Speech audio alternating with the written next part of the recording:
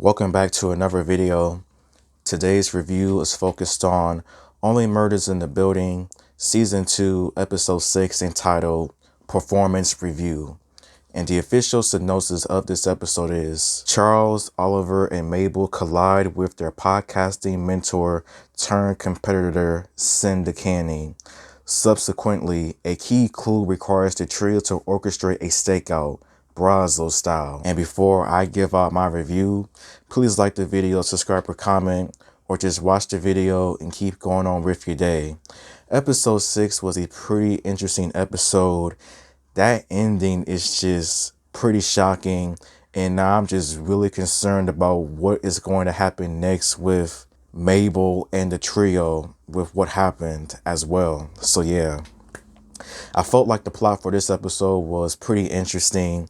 Cinda Canning, Poppy is back in here this time around, as Cinda Canning is now interviewing one of Mabel's former acquaintances in her former life as someone she used to work with at Long John Silver's. And apparently Mabel cut off this guy's finger because of just different reasons. And it turns out that apparently he was a creep and Mabel didn't even do it on purpose. But to Cinda Canning, lying is always going to be beneficial in her own eyes. But I've always said that Cinda Canning is suspect in many different ways. She is one of my top suspects. And after this episode, she is still going to be a suspect until the killer is eventually revealed. Like Poppy mentioned though, Cinda is capable of things we don't know of. Like, she has a lot of money.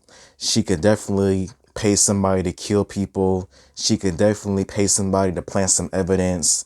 Like, I think that Cinda could have possibly hired the killer and just plant evidence on the trio for obvious reasons. Like, Cinda Canning is just very suspect. I think Poppy, she knows a lot more than what she's letting on. As also, Michael Rappaport as Detective Cropples is back in here, and you can say whatever you want about him. I actually like Michael Rappaport because I think he's just funny. I just think that.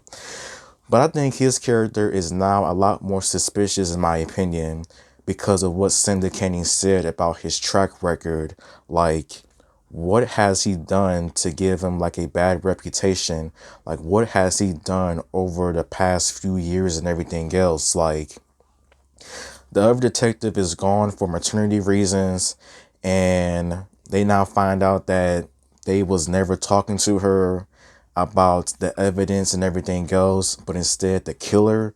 Like, what does this detective know? What has this detective been doing all this time? Alice, she is definitely weird by all means. Like, the fact that she was doing this huge project for Mabel, and it turns out that it was just past traumas that she's dealt with, is pretty awful. Like, Tim, Jan, Bunny, the mural on the wall, dressing up as Mabel. Like, Alice is definitely shady as ever. Like, she definitely does know how to like recreate things from visuals. Like, I think she does know something about that fake painting.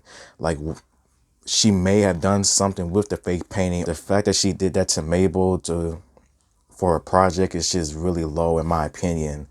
Jan is in here, of course, and Jan and Charles, after this episode, I think that Charles is stunt double and Jan is going to start seeing each other because the gang found out that Charles was still talking to Jan, and I don't think that Jan was helpful at all. I think that she was lying from the get-go. I think she definitely does know who the killer is, but she won't ever tell Charles, and who knows what's going to happen with Jan if that was her last time that we did see her. Like, a lot of characters in here was back in this episode. Lucy, of course, Oliver still dealing with the DNA issues with William, if whether or not that's his son. Like, so much happened in this episode, but the ending though was just, it's just sad for Mabel. She had a bad day.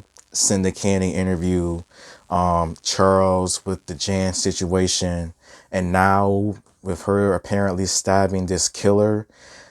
This is too much. I'm not gonna lie. I think she's definitely going back to jail, of course, but it was self-defense, and now there's video footage of the killer. And I think the killer is indeed a male who's wearing a mask and like sunglasses and everything else with just glitter all over him. Like, Mabel really did have like a horrible day, and I hope she doesn't go to jail for the rest of the season. I hope she's able to get out on bail or whatever, because the gang needs her. They need to solve this case. But I would say so far as my suspect list that I have now is that Cinda Canning, I think she's capable of anything. She's famous. She has money. She could get things done if she really wanted to, for many reasons to say. Alice, I don't think she's the killer, but I think she's definitely capable of a lot of things. Like, after what she did in this episode to Mabel, she can definitely do some damage. She can definitely cause some pain and just create some fake recreations that we've never seen before. Like, I don't know. William, I don't think he did it. Why would he kill Bunny?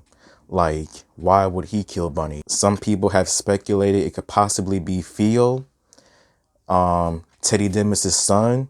And I could kind of see it. He fits the structure. He has like that body type. He is kind of tall. Detective Cropples, what if he was planting fake evidence, and what if that he has some skeletons in his closet as well? Like, all of these characters are just questionable. Anybody could possibly be this killer, but I know only time will tell. It would get revealed next. And also, what if it's somebody from the podcast trio, like the fan group? Like, you do have crazy fans sometimes that would just do whatever to help prove a point or whatever. I don't know. I'm just talking now. But yeah, thank you for watching. And until next time, see you later.